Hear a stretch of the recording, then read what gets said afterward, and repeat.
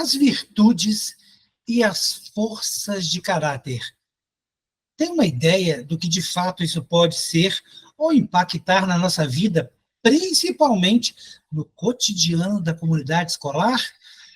Da teoria da psicologia positiva jogaram luzes sobre esse assunto e várias são as situações em que a gente pode discutir isso para melhorar a aprendizagem na escola. Pode parecer um pouco confuso e, às vezes, também muito curioso, mas é sobre isso que nós vamos falar com o especialista em neurociências na educação, na aprendizagem, que é Fernando Cavalli. Ele é professor de educação física e também pedagogo e um estudioso desse assunto. Segue firme e forte aí no mestrado, quase concluindo, para melhorar e contribuir com a educação brasileira. E a nossa pergunta para o Fernando, que também será um palestrante do Brain Connection, quais serão os principais tópicos que ele pretende abordar na palestra dele?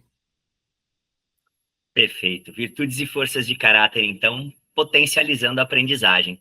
A ideia da nossa palestra é justamente essa, desmistificar um pouquinho esses termos, que são, à primeira vista, tão estranhos, né? Mas mostrar que isso existe no nosso cotidiano, existe no dia a dia, a gente convive com isso, nós temos isso internamente, só que quando a gente aprende a enxergar isso na gente, no outro, no nosso aluno, no nosso filho, a gente pode potencializar a vida da pessoa, e principalmente a aprendizagem.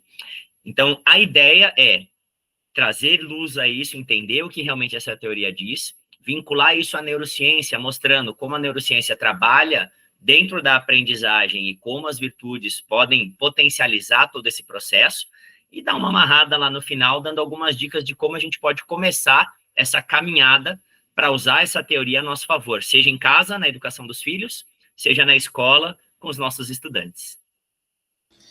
E nesse caso, Fernando, as pessoas possuem todas essas, quantas são em termos de virtude, quantas são em termos de forças de caráter, ou seja, todos nós possuímos todas, não possuímos, só tem como valorizar as que possuímos.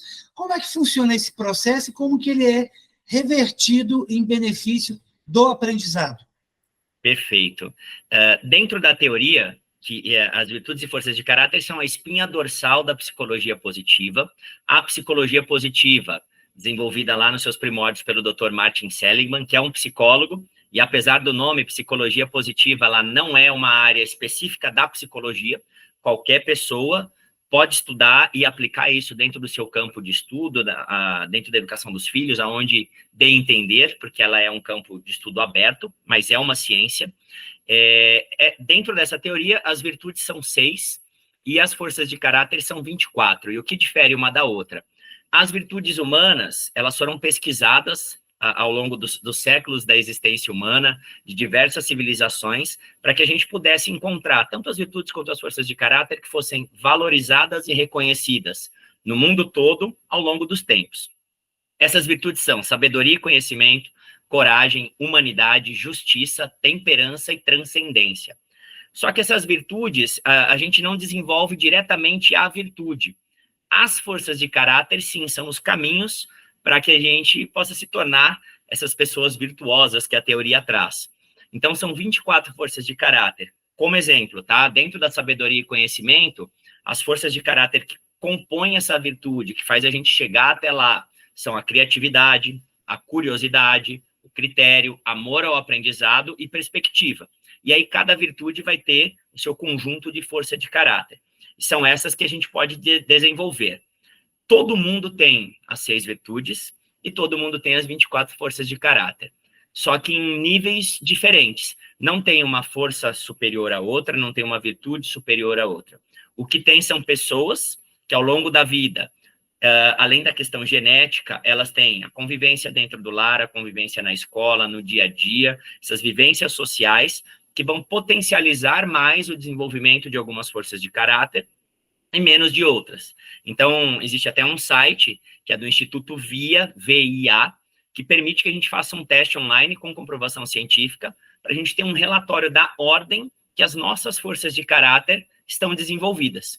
Então, até os 6 anos, mais ou menos, o estímulo de todas as forças é bastante importante para que a criança possa conhecer todos esses caminhos, né, para se tornar uma criança mais virtuosa, mas é lógico que dentro da influência da família e do dia a dia, ela acaba desenvolvendo uma ou outra um pouquinho mais. E essa é a beleza da teoria, a gente entender que somos diferentes, porque temos essas forças de caráter desenvolvidas em níveis diferentes. E aí a gente consegue entender a relação humana de uma maneira melhor, as reações diferentes para uma mesma situação de uma maneira melhor, a gente já consegue trabalhar o coletivo e potencializar o coletivo, porque eu entendo as minhas, não limitações, mas maiores dificuldades, e aí eu entendo a potência do outro que está ali comigo, e a gente pode explorar isso, trocando e se ajudando, né, sendo mais compreensivo também. Então, todos temos, mas em níveis diferentes. Quanto mais velhos nos tornamos, e depois dos 6 anos, aí isso já começa a ficar mais consistente, é mais difícil a gente mudar completamente a ordem que essas forças existem dentro da gente. Em situações específicas, a gente pode se desenvolver. Por exemplo, eu sempre fui professor, por um determinado tempo, fui diretor de uma divisão técnica. Eu tive que me tornar um líder. Para aquele momento, eu tive que desenvolver bastante a minha liderança, que é uma força de caráter. Depois que esse momento passou e eu voltei a ser professor, é lógico que eu tive um ganho, mas a tendência é que a liderança volte para o lugar que ela era, porque o meu perfil é outro. Então, momentaneamente, eu consigo potencializar algumas coisas, mas a nossa ideia é sempre ver quais são as 5, 6 maiores forças que eu tenho e fazer um uso mais consistente e consciente disso para resolver os meus problemas do dia a dia, porque isso é que vai fazer eu ter bem-estar e performar mais em qualquer situação da vida. E como que a gente é possível, usando a teoria, né, que você está citando aí, em relação a neurociências, dá para fazer esse contraponto ou elas se somam? Como que a neurociências pode se valer da teoria e vice-versa? Perfeito. O meu contato com essa teoria se deu num momento bem difícil da minha vida, né? Em 2017, minha esposa estava grávida da minha primeira filha, né, de 5 meses. Eu estava justamente nesse cargo de diretor e eu comecei a ter problemas emocionais sérios e tive crises de ansiedade, síndrome do pânico. E foi em cima do uso dessas forças de caráter que, depois de praticamente 6 meses dentro desse quadro, eu consegui me recuperar em 3 semanas. Foi quando eu conheci um profissional que começou a me ensinar isso e daí em diante eu passei a estudar. Por que eu estou puxando esse gancho? A ideia de usar as forças de caráter é a gente aumentar o nível de bem-estar. Aumentando o nível de bem-estar, a gente está explorando, a partir das forças de caráter, os pilares que a teoria da psicologia positiva traz para a gente, os pilares do bem-estar. Que aí a gente vai ter emoções positivas, engajamento com o dia a dia, com o que a gente faz, com todas as áreas da nossa vida, relacionamentos positivos, missão e significado de vida, realizações. E aí, quando a gente pega a potencialidade dos nossos alunos, as potencialidades dos nossos filhos, e estimula isso dentro do processo educacional, a gente faz com que eles explorem o que eles têm de melhor dentro do processo educacional, eu crio um ambiente mais favorável à aprendizagem. E aí a gente traz a neurociência, por quê? A neurociência diz que o uso das emoções ajudam a gente a aprender de uma maneira mais consolidada. O uso das emoções e do ambiente positivo fazem a gente engajar mais naquilo que a gente está fazendo. Criam trilhas neurais de uma maneira mais fácil e consistente da gente manter aquilo. Torna mais significativo e prazeroso. Então, quando a gente começa a entender o porquê a psicologia positiva e as forças de caráter fazem tão bem para a gente, e aí a gente já tem diversas pesquisas que mostram isso não só na área da educação, mas em diversas áreas da vida, e conecta isso com a neurociência, e entende como o processo de aprendizagem se dá em cima disso que eu acabei de falar, das emoções, do engajamento, do significado, a gente consegue casar essas duas ciências, e aí explorar ainda mais, de uma maneira consciente, a potencialidade que isso tem. Inclusive, é a minha tese de mestrado, que traz a neurociência para dentro dessa teoria e para dentro daquilo que eu já desenvolvi em sala de aula, né? Eu sou professor de educação física, então na quadra também, porque depois que eu passei pelo meu problema, em 3 semanas, eu saí desse quadro terrível, que muitas pessoas passam anos ou a vida toda com crises de ansiedade, a cabeça de um professor é, poxa, como eu levo isso para a educação? Porque se a gente formar crianças desde cedo, que já estejam prontas para isso e consigam superar o problema de uma maneira melhor e não entrem nesse quadro, que é um quadro que, de uma maneira triste, a gente diz que é uma das piores doenças que a gente tem no mundo hoje, e cada vez mais cedo as pessoas entram em crises de ansiedade, problemas psicossomáticos. Se a gente desenvolve a criança desde cedo nisso, além de potencializar a aprendizagem, a gente cria um ser humano mais resistente, com mais bem-estar e melhor, porque a gente está falando de caráter, a gente está falando de virtude. E aí a gente afeta a sociedade como um todo positivamente. Na prática, Fernando, como que o educador, né, o professor, ele pode usar isso em sala de aula? Vou dar alguns exemplos. Isso é via conversa? Isso é via um livro? Porque a verdade é que, obviamente, com essas questões das virtudes, das forças de caráter, isso vai variar, né, de estudante para estudante, tem a ver com a idade, e, infelizmente, nós, Brasil, somos líderes aí em depressão e ansiedade. Principalmente as crianças estão, né, as crianças e o adolescente, né, isso já faz parte do cotidiano da grande maioria deles. Então, como que isso pode ser usado pelos professores de uma forma geral? E se você, enquanto professor de educação física, também puder citar um exemplo seu em relação a algum tipo de turma sua, seria interessante. Tá joia.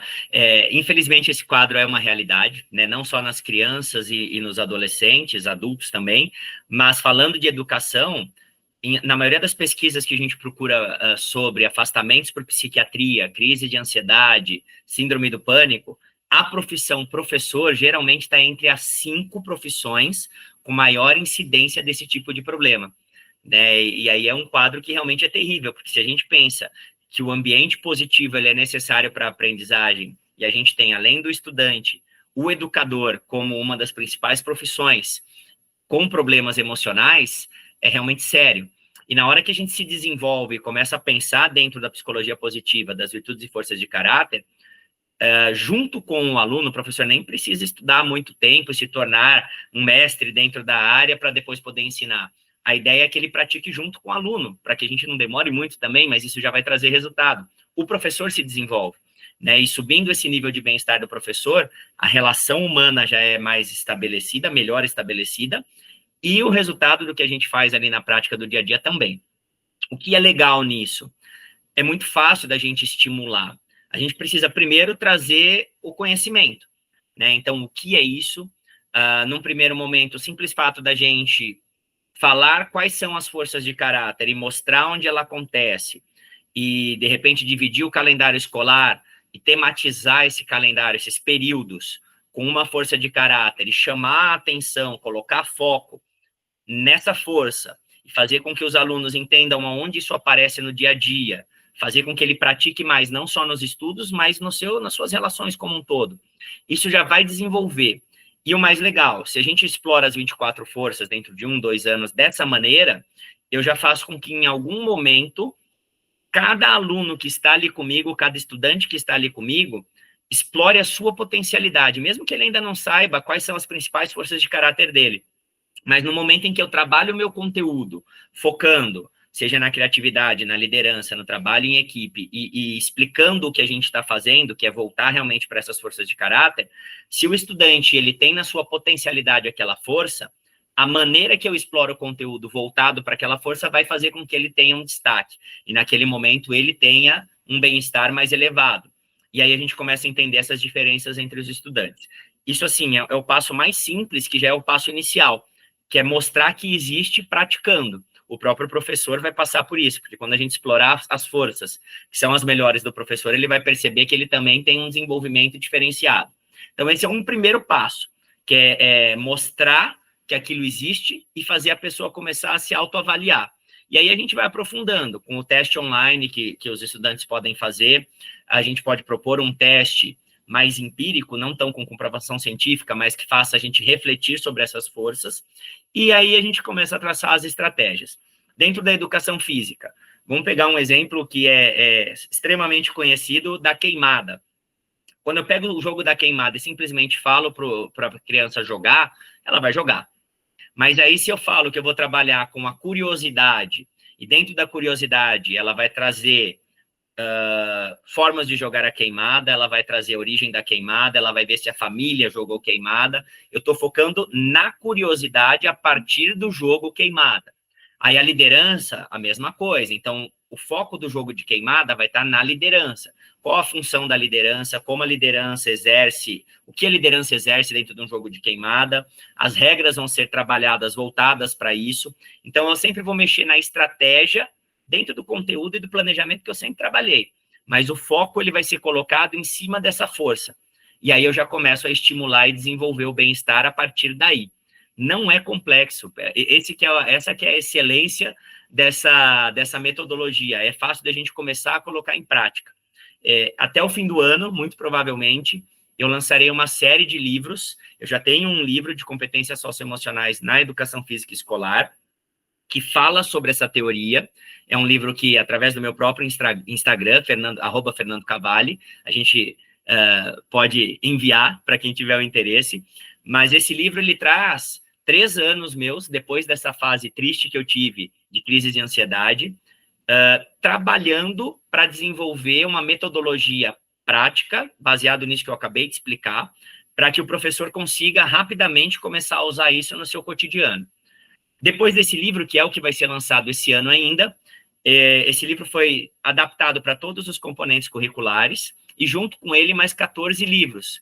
Qual a ideia desses livros? Trazer a linguagem de cada etapa da educação, desde a educação infantil até o ensino médio, onde, através de uma historinha, através de um relato de caso, dependendo da idade, né, que a gente vai trabalhar, de celebridades, casos de celebridades, mas trazer as 24 forças de caráter dentro desse livro, já acompanhadas de atividade prática na educação física e nos outros componentes curriculares, atividade para fazer com a família, como a pessoa pode praticar sozinha o desenvolvimento daquela força em questão, e como que eu aplico isso dentro dos dias letivos que eu tenho, para cada etapa de aprendizagem.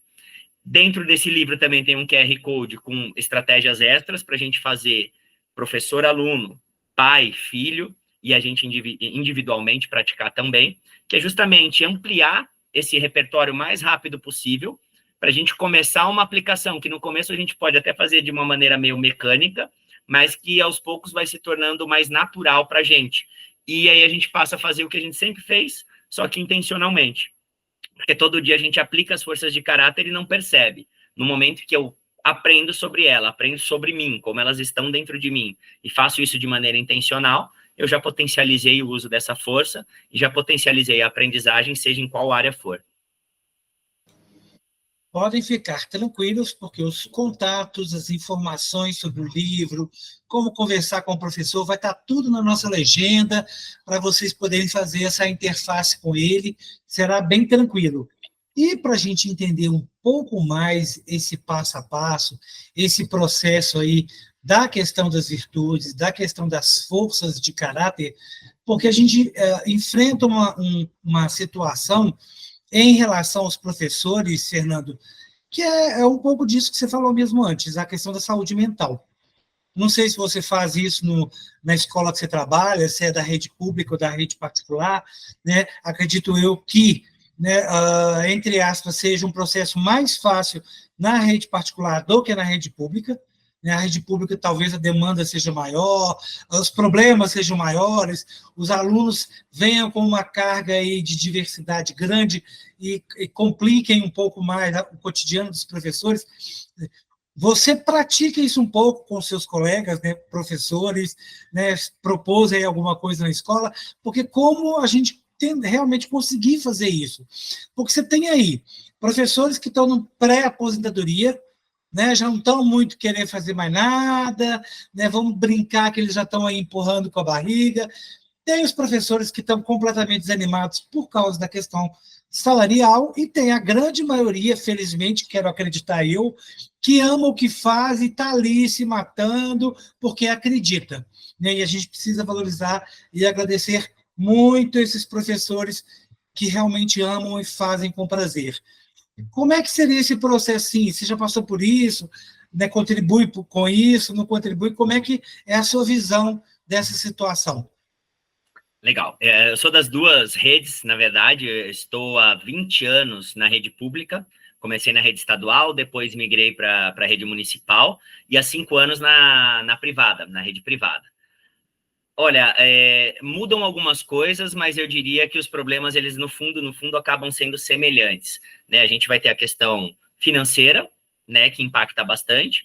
A gente tem, muitas vezes, a questão cultural, que é uma barreira, o acesso à cultura, né, dos estudantes da escola privada, com certeza é bem maior, mas a questão familiar, que é imposta pela maneira que a gente vive hoje, ela acaba salvas algumas diferenças, impactando nas duas redes, né? Porque assim como, de repente, a criança da rede pública, e a gente não vai generalizar, né? Pegando alguns exemplos, ela pode ter a ausência ali da família por N motivos, inclusive pelo trabalho, muitas vezes, né? Que a criança, o pai e a mãe tem que sair para trabalhar e não tem com quem deixar, e essa criança tem que se desenvolver sozinha em muitos aspectos.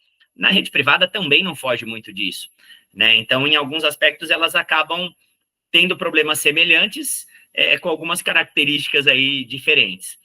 O professor, seja da rede pública ou da rede privada, se enquadra nesse perfil todo que você falou para a gente. Tem os professores ali próximos de aposentar, que realmente já trazem uma carga muito grande ao longo da trajetória, mas principalmente uma mudança muito grande no formato da escola, no formato das famílias, no estilo de aluno que ele recebe. Então, o que antes funcionava de uma maneira muito mais quadradinha, certinha, hoje não funciona. O que o professor antes focava mais no desenvolvimento específico daquele componente curricular para o qual ele estudou, hoje não funciona. Ele tem que trabalhar muito mais dentro da área de assistente social, muitas vezes, e desenvolver outras áreas, porque a família já não tem mais como desenvolver esse papel, né, na educação das crianças como antes, e aí não é uma crítica, né, necessariamente de falar não fazem mais, é a situação social que faz com que as coisas mudem, então essa carga volta para a escola. E temos aqueles colegas que também não enxergam a aposentadoria, né, porque cada vez fica mais difícil a gente pensar que um dia vai se aposentar, e isso gera um certo desespero em pensar como é que eu vou ter força para chegar até lá. Eu trabalhei principalmente com essa metodologia e com essa ideia da psicologia positiva no GRAAC, que é um instituto que trabalha justamente com crianças com câncer. E foi um trabalho feito com as enfermeiras a princípio. Qual que era a ideia? Desenvolver esses pilares para que a enfermeira tivesse mais bem-estar, para que ela tivesse um nível de felicidade mais elevado e, assim, uma consciência melhor dentro do seu trabalho. Mas mais do que isso, quando nós temos pessoas com bem-estar próximas a gente, isso vai reverberar, e aí a gente acaba atingindo familiares e as crianças que ali estão sendo tratadas. E dentro das medições feitas, eu trabalhei para uma empresa, então eu lamento nunca ter os resultados na mão para apresentar, isso a gente sabe pelo feedback que eles dão para a gente, deram na época, né, a gente não tem mais esse trabalho em prática, mas as crianças começaram a ter uma recuperação mais rápida pelo nível de bem-estar das enfermeiras. Quando a gente tenta colocar isso em prática dentro da escola, a gente vai ter algumas barreiras. Primeiro, ainda hoje, o bem-estar institucional humano, que é justamente a gente focar nesse desenvolvimento, apesar dele ser muito falado, nem sempre a gente tem um grande acesso a executar isso. Desde a pandemia, a gente teve um ganho de espaço, mas não necessariamente o espaço na prática, o espaço na fala. Então, tem palestras, tem comentários e tem muita coisa voltada para aplicar para o aluno, mas nem sempre um tempo onde isso vai ser aplicado no professor. Então, ainda existem muitas barreiras para que a gente chegue no ideal. Então, esse espaço para que a gente ajude os colegas como gostaríamos, ele ainda está sendo trilhado, ele ainda, dificilmente, ele é tão grande quanto a gente gostaria e precisaria que ele fosse. Mas já avançamos muito. A pandemia, nesse ponto, acabou ajudando muito, né? O olhar, ele surge. E à medida que os problemas aparecem, a reação ela é um pouco mais rápida, porque a gente já entendeu que algo é necessário. Mas a maneira de chegar lá, ela realmente ainda não foi construída, porque não existe esse enfoque, essa abertura de tempo, principalmente, e dedicação. Mas dentro do possível, de uma maneira informal, isso é passado, dentro de conversas, dentro de sugestões, de apoios, e qualquer pessoa que estude isso, passa a entender como funciona, pode fazer isso dentro do seu dia a dia, porque, como eu falei, se eu tenho o nível de bem-estar elevado e eu posso impactar isso na outra pessoa, Quanto mais conhecimento eu tiver para falar, para dar uma dica, para apoiar, eu posso ajudar de uma maneira mais positiva, realmente, porque eu tenho conhecimento daquilo, não é algo que a gente fala no dia a dia numa conversa com um colega, é algo científico que a gente pode aplicar. Mas o que pode acontecer, que deveria ser algo constante e não pontual? O desenvolvimento desses pilares da psicologia positiva. Então, existem ferramentas que podem ser colocadas em prática. De repente, em grupos de WhatsApp mesmo, um grupo criado onde a gente possa falar do pilar, falar como ele funciona, envolver a neurociência e colocar ali uma ferramenta para ser praticada durante uma semana. Porque à medida que eu começo a praticar isso, eu começo a gerar neurotransmissores da felicidade e do bem-estar dentro do meu corpo, que fazem com que eu comece a ter mais condições de reagir aos problemas. Quando a gente pensa na psicologia positiva, eu não penso no problema que eu tenho em sala de aula, na satisfação ou não com o meu emprego, eu não penso nisso. Eu penso em estimular coisas que me fazem bem, a partir das minhas potencialidades. Então, por isso que são ferramentas práticas, porque eu vou fazer aquilo que me faz bem, só que de maneira raciocinada. E à medida que eu vou fazendo isso, como eu disse, esses neurotransmissores, esses hormônios do bem-estar são produzidos, eles me tiram de um ambiente que seria, como o Dr. Martin Seligman fala, né? A gente tem lá uma escala que vai de 0 para o positivo, do 0 para o negativo. Quando eu estou no negativo, eu preciso de um psicólogo, eu preciso de ajuda porque eu não estou bem.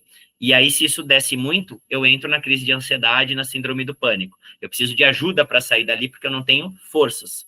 Quando eu foco no positivo e vou não esquecendo dos problemas, mas desenvolvendo coisas que me fazem bem, esses neurotransmissores vão automaticamente subindo essa régua.